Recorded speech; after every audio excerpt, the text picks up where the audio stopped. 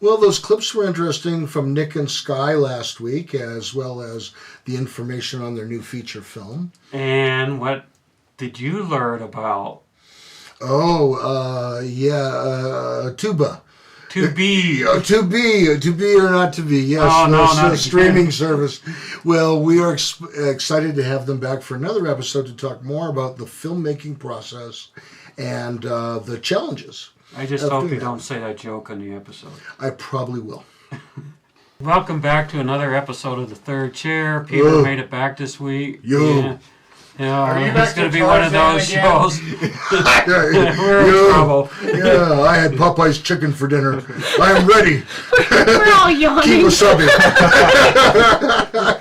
That was last week. We kept these guys in the basement the whole week. That's why they're yawning. I guess the cats woke them up every night.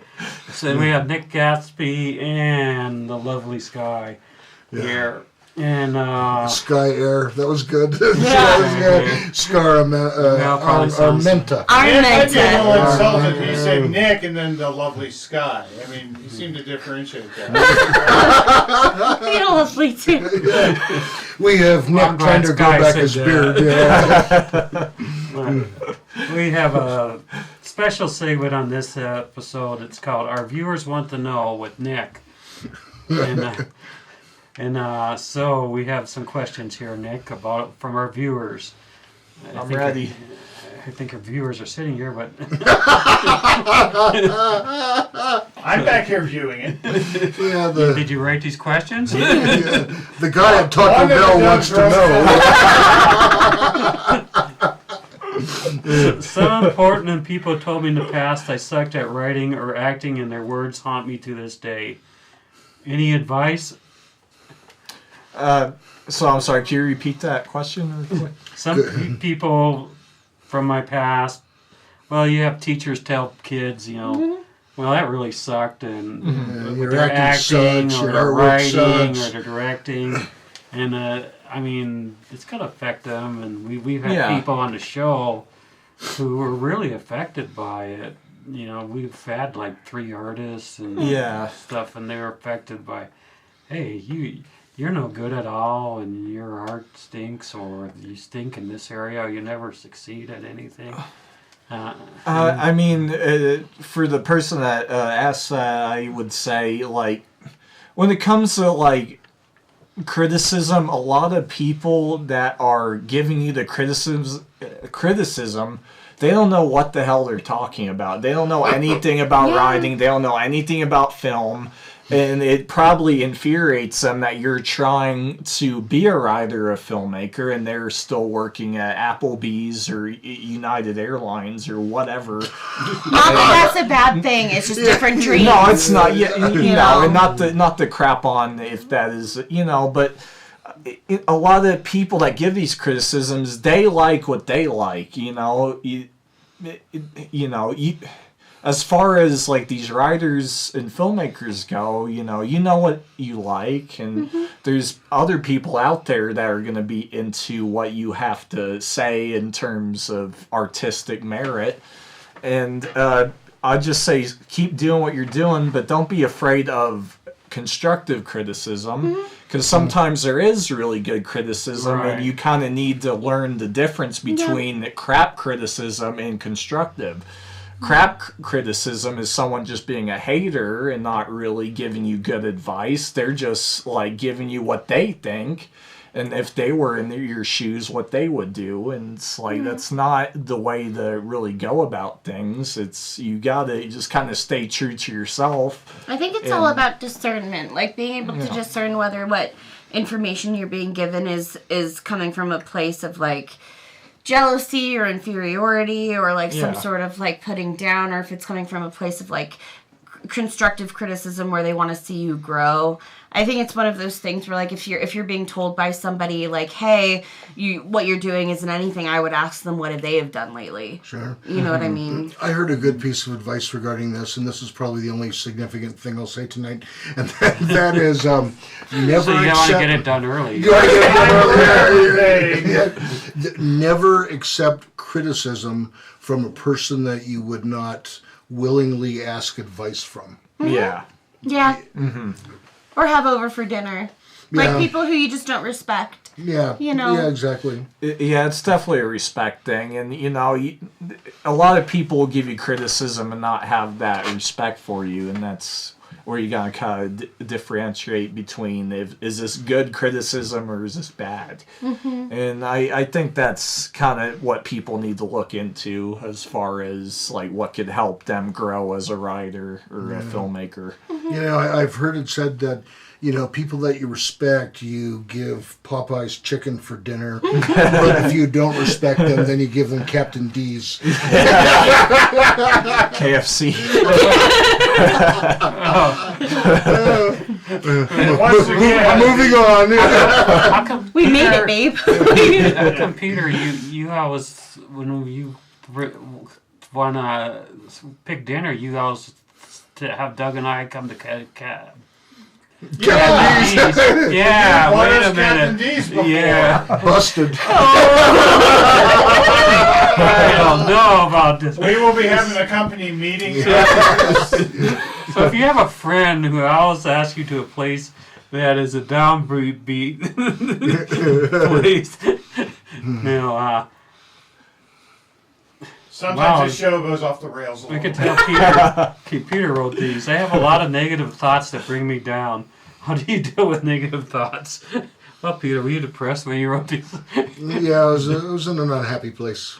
I was sitting in Captain D's. That's a good one. That's a good one. It's a tough question too. So everyone's different. We all have different ways of coping with depression. I think we deal with that question differently. Like I'm much more of an optimist and much more of a, there's it makes more sense to just be hopeful before something bad happens than to be negative about it and then have something bad happen anyway, because then you're just miserable the whole way through. It just doesn't make sense to me. It just doesn't make logical sense to me. So a lot of the time before anything bad happens, I don't have that fear that most people have of like, oh, this is going to be awful. I just hang on to the thought of like, maybe this is going to be the best thing that's ever happened to me. Just so I'm not miserable the whole time. It's possible it is a nightmare, and it is awful, and it does go terribly, but I'll deal with that when that happens, With Nick, I think Nick is much more of like a sensitive, artisty type, whereas I'm much more logical in certain senses, so I don't know how you deal with that.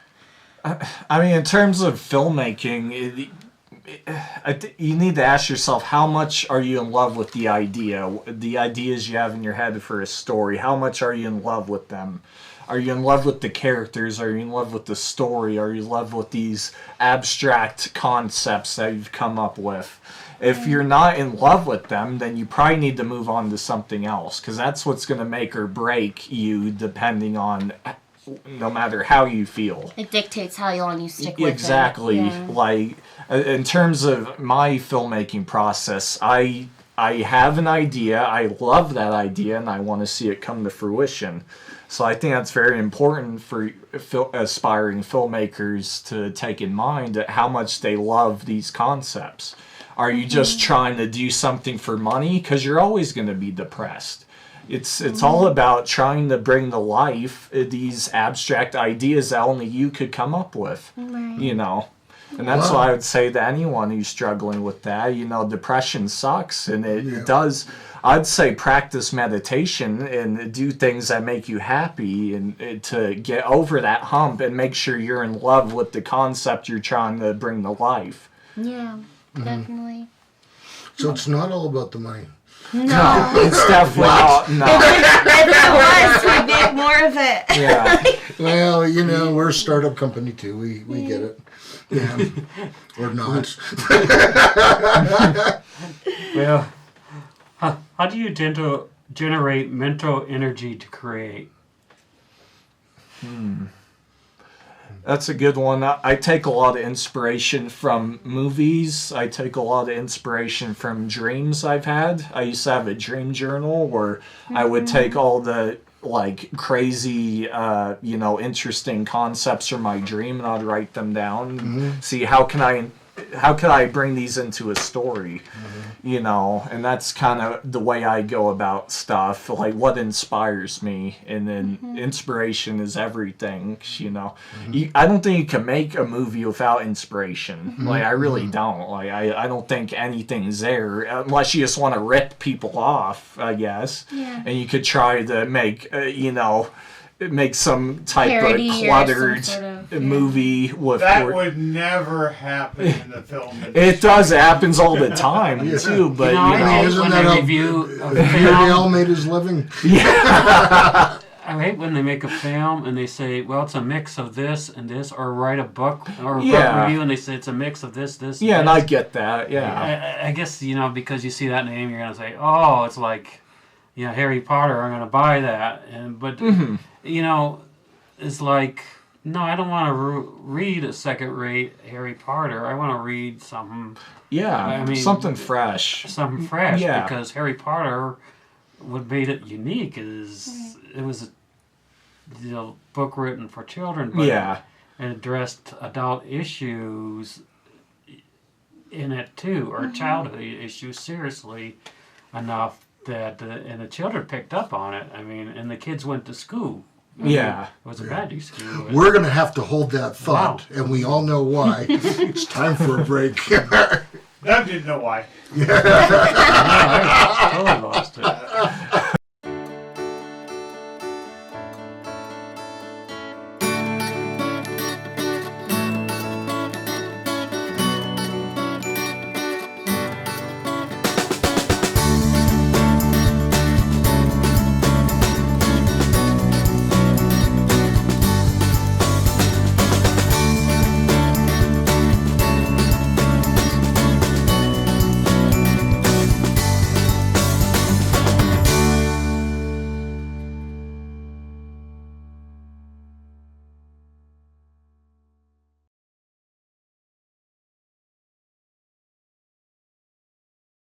Welcome back to the third chair. I'm Peter, except when I dance Friday nights as Candy. And we have our co-host Doug, and we're here with both Nick and Skye. I'm doing everything I can to throw them curveballs from the start. All right, this is the first question for Skye. I call this special segment Complete the Thought. Okay. Complete the Thought. People would be surprised to know that being a filmmaker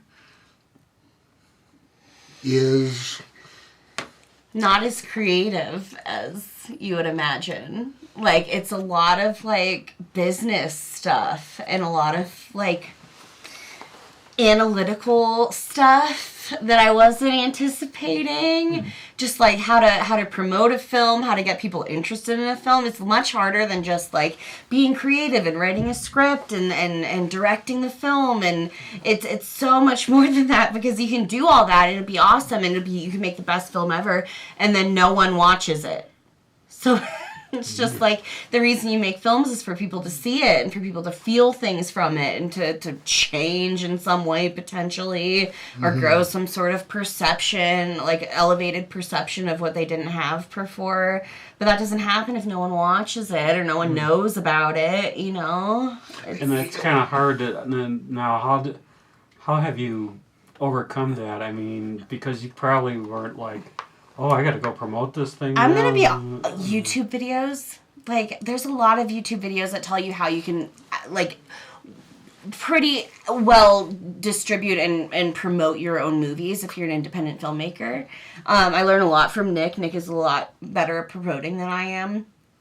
And so it's just like reaching out to the people around you who are better at what you need to learn than you are. And just sort of like reaching that point of like admitting like, hey, I don't know what I'm doing. I know what I'm doing in this arena, but this arena, I have no idea what to do. And so just sort of reaching out to like your partners and finding out how you can meet a middle ground and have your creativity be lucrative so that you can continue being creative. It's a never-ending learning process, for sure. always a student. Yeah, Always. always. Yeah. Well, very good. Of course, every job has got its mundane, repetitive, Yeah. non-exciting parts. Even accounting. Yeah. Special accounting. All right, Nick. Isn't in accounting the opposite? You have an occasional excitement. Oh, I found an addition error. Oh, yeah. Okay, Nick. People fail or give up on creating films because... I mean, that it's kind of subjective. Everyone kind of has their own little thing of why they might give up on something. I mean, at the end of the day, it just wasn't meant to be for them, and I wouldn't imagine they're in it for the right reasons, you know? They're probably just in it to become famous and become rich, but the reality of indie films is a lot of us don't become rich or famous. You know, that's kind of the sad reality, 'cause most people just want to see Marvel movies these days, or they just want to see whatever Hollywood sequels coming out.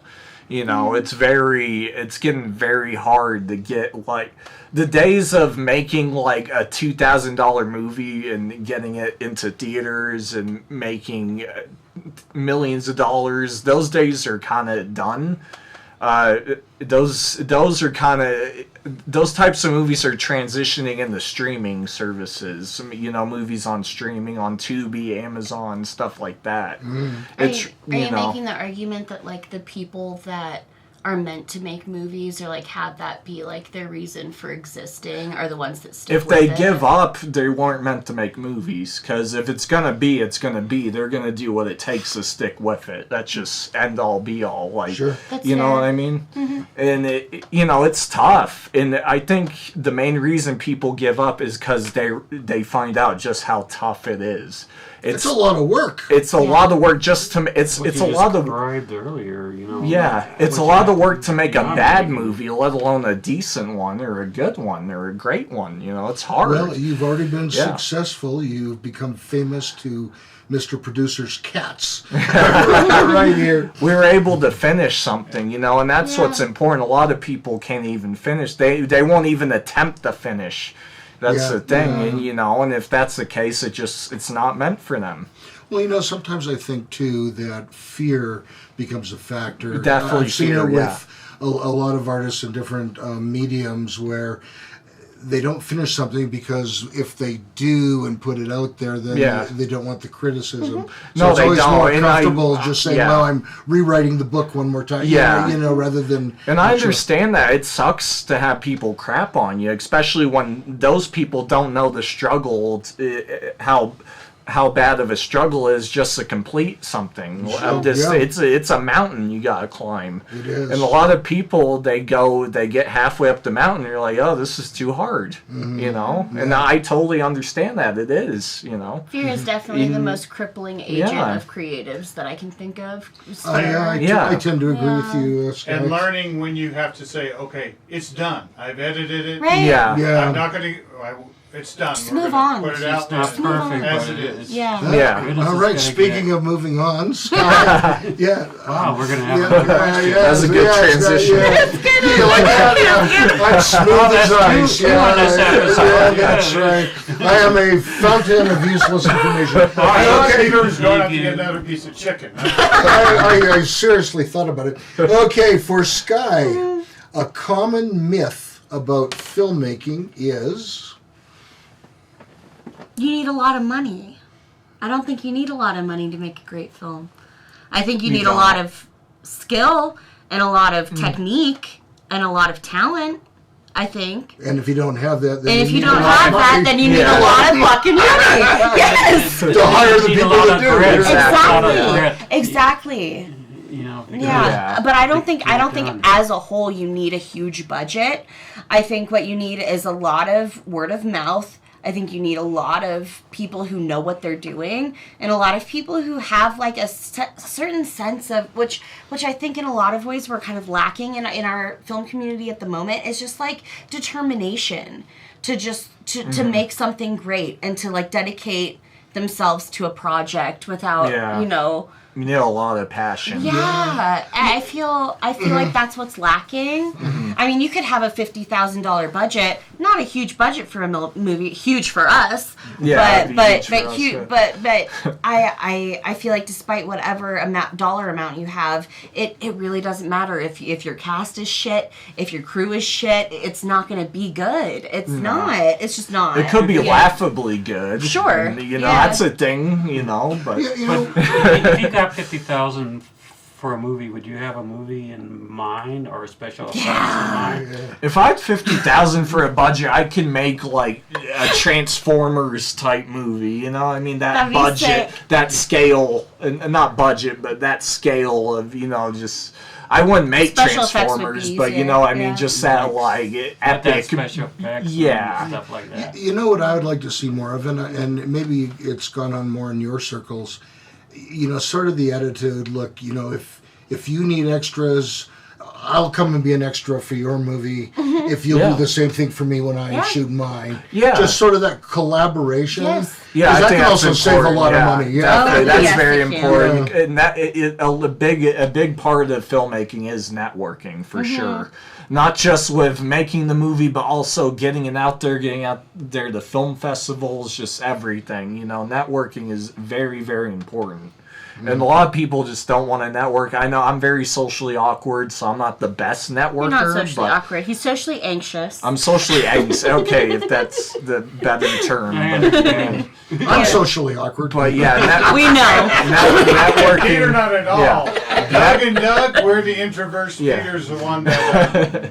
But he will leave us hanging every once in a while just to be for fun. But yeah, networking is very, very, very important. Yeah. All right. Well, when we come back to the break, I'm going to ask Skye From the break, or we're going to the break, and then we're coming back from the break. Okay, I finally got it figured out. That's why I have a lot of time hiking. I'm not sure whether I'm going up the mountain or down the mountain. So you get lost a lot when you hike. Yes, the search and rescue had to get me the last time. What are we going to do when we come back? Well, I'm going to ask Skye a question, but now I can't remember what it is. So But she'll she find will out what it ask is. the question when we get back. She will get a question when we get back. This we know for sure. If I can find the studio. Hi, Peter and Doug here from the third chair. We're looking for a win-win situation. We want to keep these videos put up on a weekly basis, and we want to help you succeed with your business adventure. And we've brought up as a show a lot of important issues that people are interested in, and we brought up a lot of local actors and artists and bringing them forward, which helps them as well as our audience members in finding some of these things. So there is an email on the screen. Send us a note if you're interested in knowing about some of our sponsorship packages.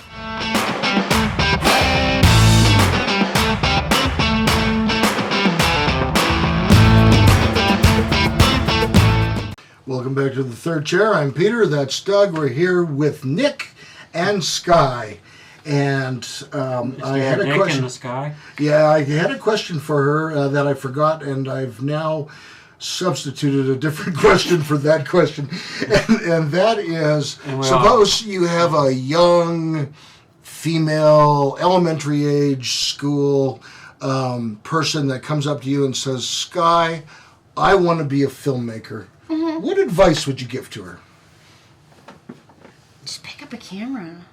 Like, just film stuff. Like go shoplifting? I mean, shopping? No. Don't steal one. But try, but ask your parents for a camera. Every do kid some has an lawn work. iPhone. I don't know. Everyone's got an iPhone. But Everyone get a has an camera. iPhone, Use yeah. an iPhone. Anything. Like, just film stuff. I think that's the most important because so many people be like, I want to make a film. And then they think that they have to, like, do all this additional planning and stuff when they're just starting, and it's just not. I honestly think that they should just start by like filming stuff. I think that so interests too. them, No, that is a good point. know? Yeah, Film things that they think are beautiful. Film things that they want to remember. My daughter, when she was a know? kid, she took the film camera, and she filmed the animals, and she made a detective story out of her cat solving a mystery with the dogs in it. There we go. Yeah. Yeah. And the cat sued her for the rights. Yeah. No, that's Didn't your sign a release, wife huh? because they help her paint. You know? So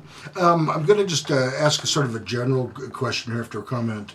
sort of the general process for making a film is like coming up with a concept, pre-production, production, post-production, Writing is distribution. also an important part. Yeah, so most people would consider that part of pre-production or the concept, and all those different phases. Allot some time for like a mental breakdown. You said mental breakdown. Usually between pre and post. Yeah, I try to some electroconvulsive therapy in there too. That helps a few shocks to the brain. So walk us through sort of that process, the beginning. You have a concept. How do you put that together, or how does that, sort of start?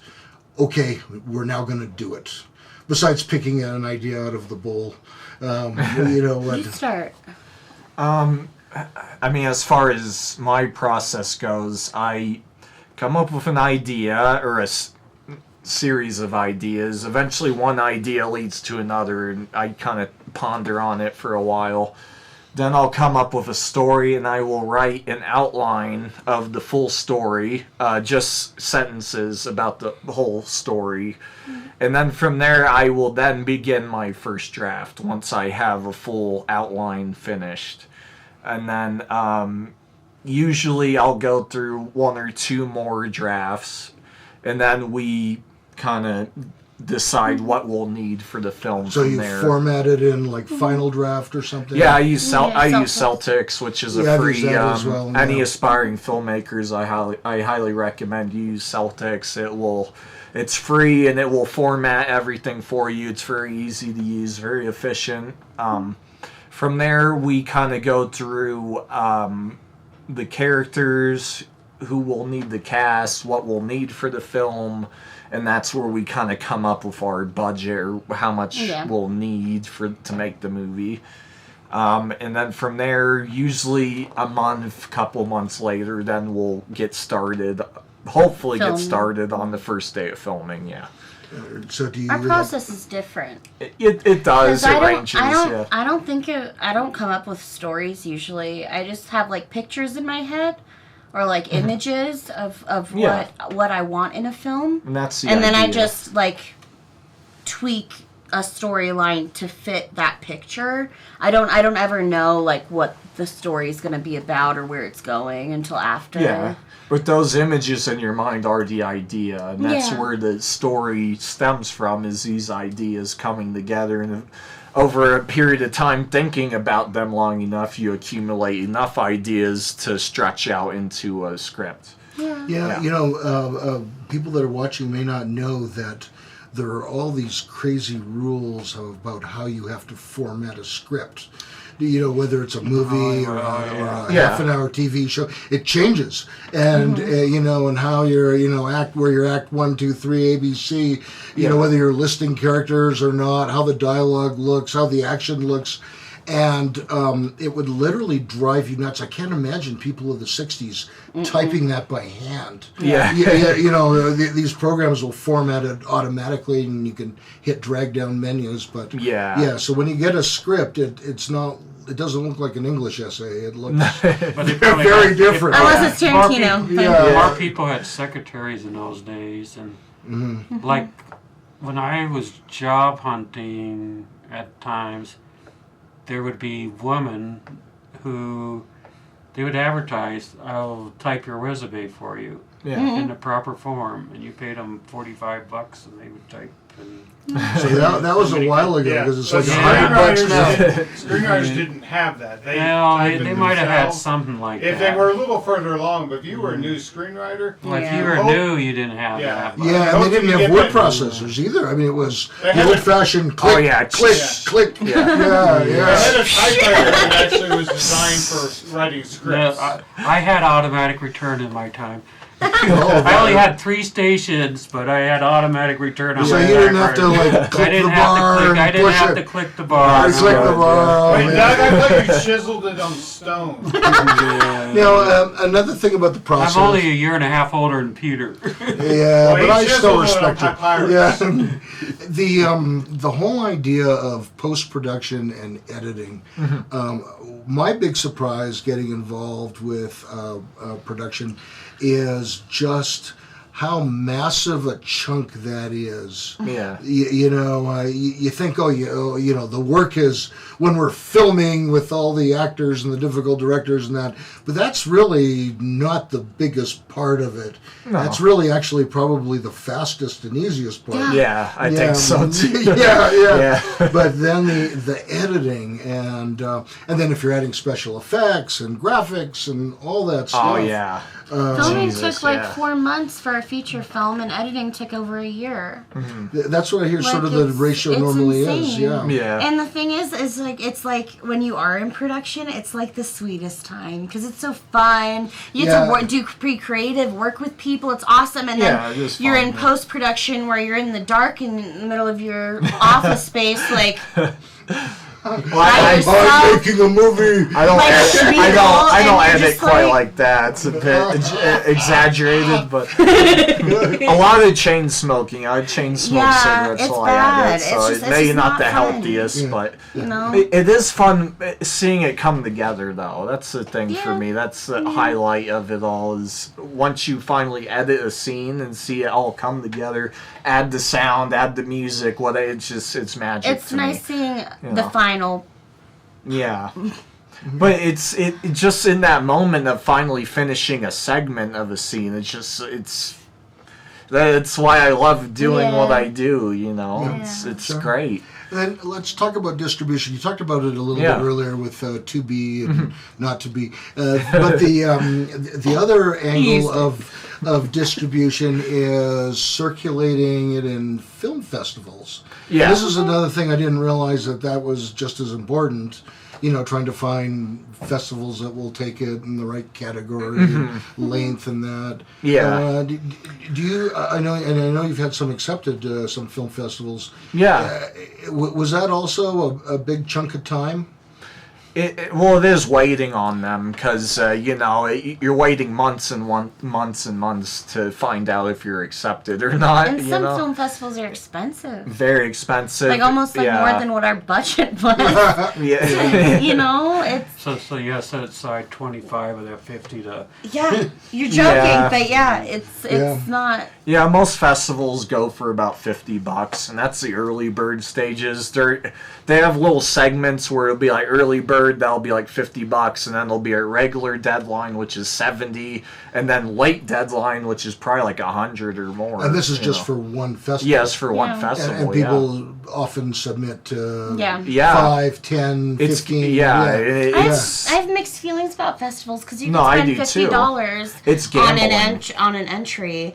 Yeah. When the people who are running the festival have no intention of actually like accepting your work, Yeah, and they just take your money. My Right. thing would be like, let's, sure, pay up front, but if you don't get your movie accepted, you should get a refund for it. Like, At least don't- half. Come on, give us half. Yeah. 'Cause otherwise, And just straight that is, is a good thought before we go to a break.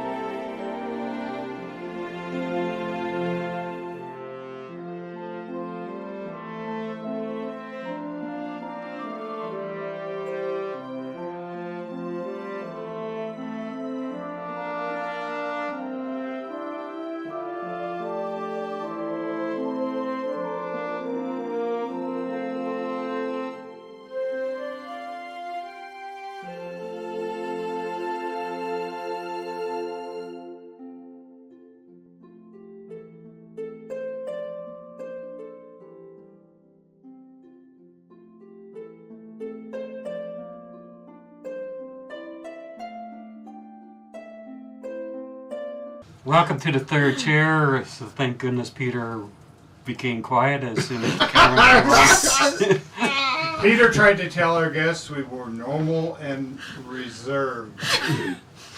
We got to They do believed something. that for I guess. 30 seconds, that's- almost. Yeah, we're just so That excited. which is almost a record, yeah. You know, we're just so excited that Nick and Skye are here because so many other people turned us down. That's why we lock him in the basement. Good choice. They didn't get the chicken. Yeah. They got that the chicken. They got the fish. Something fishy about I this. thought I know the metric. I wonder when you serve steak. Yeah, exactly. When was You that? didn't quite make it to steak. Yeah, we're not that when you- These days, none of us can make it to steak. Right, yeah, that's a good point. Or Steak eggs. is bigger than your budget for your last film. Yeah. Steak is expensive. Yeah, Even but we chicken. tell you what, if you come back in a year to shoot another couple of episodes, we'll have steak. Okay. All right. That'd be awesome. I'm on this baseball site, and someone says, "What's the most expensive thing?" And a lot of people answered eggs. Yeah, eggs. Yeah. Oh my Eggs. goodness. $10 a It's carton. actually or surprising, something yeah. like that. Well, they have that That's meme where kinda the guy sad. shows he's going to date the girl and shows he's really rich, so he shows up with a dozen eggs. It's like toilet paper when the pandemic started. Right? Well, I know my Yeah, wife, that's my a wife good just point. paid like $30 for 60 eggs at Costco or Walmart, one of the two Damn. places. Yeah, I mean that's expensive. That's very expensive. The new saying is, eggs are a girl's best friend. Yeah. Stick with Well, me, I baby. guess- I'll give I you guess eggs now as big kids- as diamonds. Kids start throwing eggs at the house, and then the owner comes out to catch them. So you can. They just recycle them. That's right. Once again, the third chair has gone way off the rails. Okay. So filmmakers, what filmmakers, directors, or producers do you both admire, or one of you admire? So I have a joke. You go Nick, first. So Nick knows directors and filmmakers. My friend Danny knows actors and actresses. I only know how a movie made me feel. So it's really hard for me to talk about like what directors I love or what their portfolio looks like. Nick, however, is really good at that. So I'm gonna let him take the reins, and then I'm gonna chime in. You want to list like your favorite movies? Or? Yeah, Maybe I'll say what movies I like when you say a director. Okay. I'll try to list very quickly because I have a lot. I have thousands of favorite movies and. Let's see. So we got Kubrick, I'm a big fan of. We got Tarantino. We got Spike Lee. We got Park Chan-wook. We got Darren Aronofsky. We got Paul Thomas Anderson. We got John Singleton. We got Who's the guy that did Godfather? Coppola. Coppola? Yeah, Coppola. He's Yeah. not particularly one of my favorites, but I love Apocalypse Now. That's one of my favorite films. I like the Godfather because Godfather's of, good too, The yeah. new, Godfather the new 2. techniques he used with the lighting and the angles and stuff. Yeah. It was a little bit more revolutionary at the time. Yeah, I like The Godfather. I like the book better. Something that bugs me, not to detract from the conversation, but something that bugs me about The Godfather a little bit is what's that guy's name who just died? I'm having a brain fart. Marlon Brando, Not Brando, the redhead. He plays Sonny. James Caan. Yeah, James Caan. So James Caan, they're like, oh, James Caan, he was working with the mafia at the time. He's associated with the mob. And the actor who plays the sister's husband who beats her in the movie, I guess the legend goes, he owed money to the mafia, so they're like, let's send in James Caan. James Caan is supposed to beat this guy up in the movie, so let's have him beat him up for real. Oh. So like people have this weird, like this insane theory that James Caan really beat this guy up for owing money to the mob. But the thing is, if you watch the scene, James Caan does not hit him once. it's no Not a straight. single punch connects, and it's just goofy to me. I'm like, this is. Are you talking about the one in the street Yeah. Yeah. Oh yeah. That's When a he bad finds fight out, scene, yeah, when he for finds sure. out he beat up their sister. Yeah, it's a bad fight Yeah, scene. it's like not a single punch connects. No. It's. I'm like, where'd you guys get this theory from? People always had theories. I mean, Paul McCartney was supposed to be dead, and Well, he might be. I don't know. They said he got decapitated. Yeah, and now it's an actor playing the role of Paul McCartney. for Well, 50 certainly, years, that's yeah. a long time. The stage combat in that wasn't very good. I mean, there's Yeah. ways to appropriately do Story was stage great. combat and the angles to film so it looks like you're hitting. You don't see a punch missed by 6 inches. Yeah, on the exactly. Screen. That's both improper technique and filming angles. Yeah. And sorry, just I'll give you one more. He doesn't get any credit at all because he's a very underground filmmaker, but he's been at it for like 30 years. But that's John Mortsagu. Oh yeah. So he directed one of my favorite movies called Terminal USA, which is just a He's great. in New Mexico, right? Yeah, he lives in Santa Fe. Yeah. I'd love to meet him someday. He seems like a really cool dude, but he's a big influence on me as well. Nice. Yeah. Nice. I mean, I really like Kubrick and the job he did in Full Metal Jacket. Oh yeah. I mean, one of the things that I was really impressed with when Lee Ermey took the part of Sergeant Gunnery Yeah, he's Highway, great. and he basically ad-libbed so much that Kubrick ripped the script in half, and they said, we're just going to film Ermey and get the dialogue. And it Yeah. was like nothing that the writers would have ever thought to write. That's the thing with Kubrick. He's very open to improvisation. Dr. Strangelove, Peter Sellers, My Well, Fear Sellers- I Could Walk, that It's- was all improvised. When he stands up from Sellers the could wheelchair. improvise. Yeah. I mean, There's a lot of he was one improv. Yeah, there's a lot of improv in that movie, and he kept it in the film.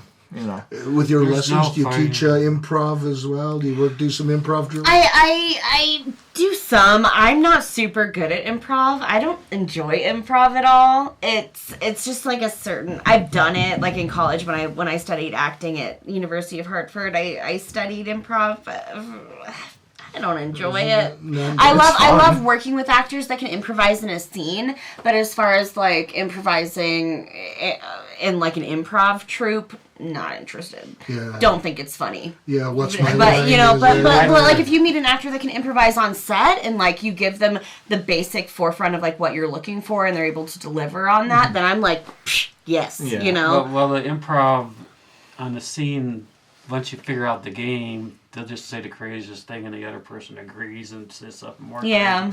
I mean, Then there's it rules doesn't- to good at improv, too. Yeah, Yeah. but That's true, yeah. once you know the rules, it doesn't seem as good because you could give them anything and Yeah. they really never get to the subject. I just don't find improv very funny. I just Except- don't. except Andy, Well, I don't know if how about a movie that makes you feel good? You said you have movies that make you feel good. However, feel good mean laugh, hopeful, inspirational. Up in Smoke, I really like. Yeah, I that's a really good one. like. Smoke, never heard of it. Peter, it's Cheech and Chong. I That's really what like I Up in Smoke. it's It's a one of good my one. favorites. I didn't know that was called. I knew Cheech and Chong had done some movies. Yeah. Smoke. I really Did like. you ever hear of Sister Mary Elephant? Sounds Go on- familiar. It's a 5-minute skit. Go online and just put in Cheech and Chong, Sister Mary Elephant. Okay. It is hilarious. It's like 5 minutes. And I think the movie that makes me cry the most would probably be. I don't know. Have you guys? Oh, you looked at me like I This know. this sounds Sure. this sounds so it's not the most amazing movie ever, but if you guys have seen Changeling with Angelina Jolie, I will sob at that movie. That's your I love favorite. Angelina Jolie. I think she's an amazing actor. I think that movie is just perfect in a lot of ways. I think who directed that?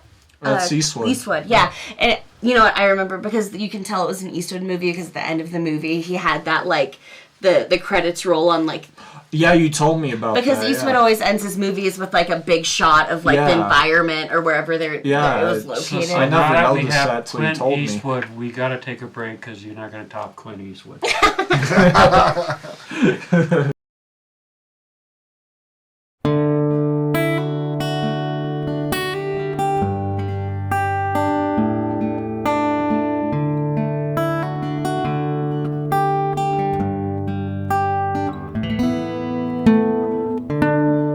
Hi, I'm Peter from Pikes Peak Recovery Coaching, and as you know, I do help people with drug and alcohol recovery issues. I love to help people get better, but I also offer a variety of other services, including regular life coaching services. I've helped several people write and finish a book. I've helped a doctor that was in medical school graduate and then get into a residency. And I also actually have quite a background in mathematics, and I do some math tutoring for the GED as well as the ASVAB for those that are thinking about a career in the military. So my contact information is on the screen. Please send me an email or a text, and we can talk about some of these services and how I can help. That's Peter Grigg at Pikes Peak Recovery Coaching.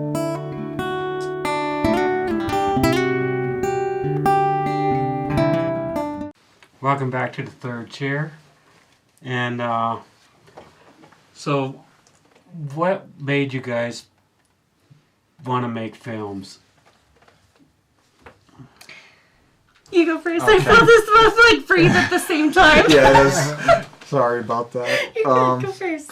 I honestly, I was kind of directionless when I was younger, and I didn't really know what else I wanted to do. But ever since I was 8 years old, I wanted to make movies. I wanted to act in movies. I wanted to write movies, and I also wanted to make like animation and video games. I just wanted to like tell stories basically for a living.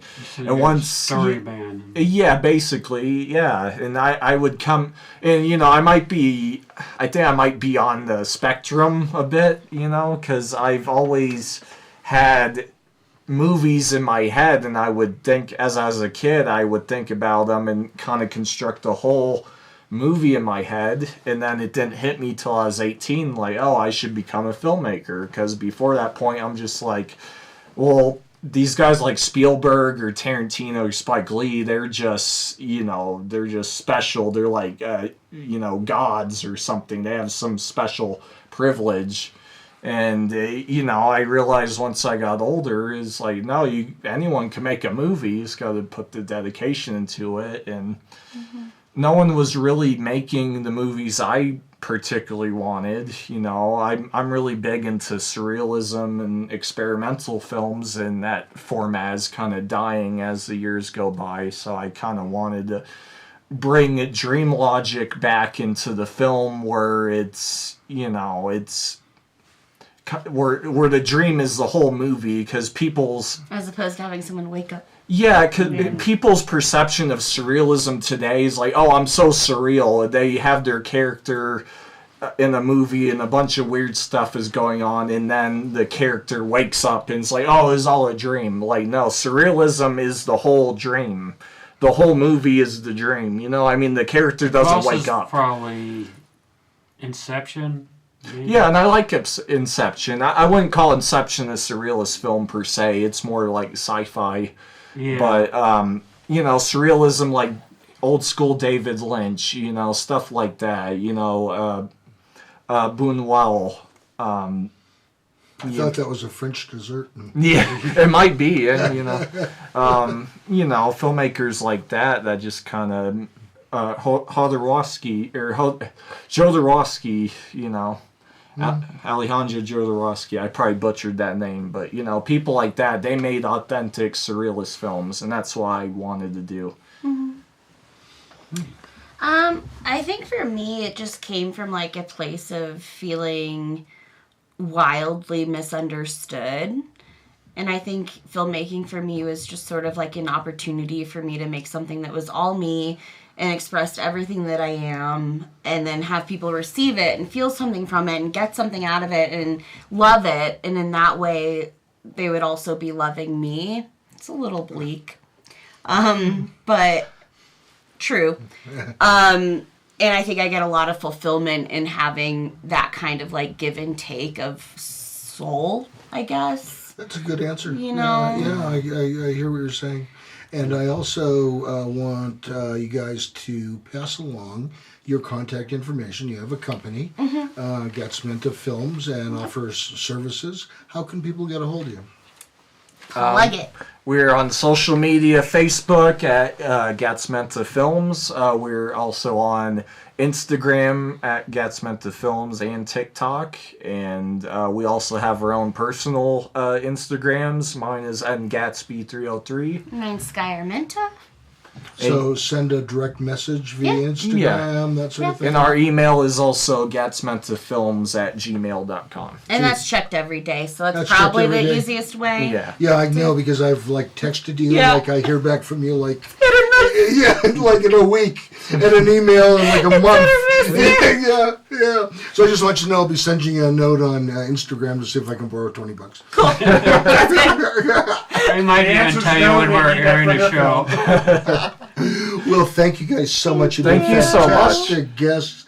Please like, share, subscribe, hit the notification bell icon so that you can upload our next episode. Good night from the third chair. Thank you. This is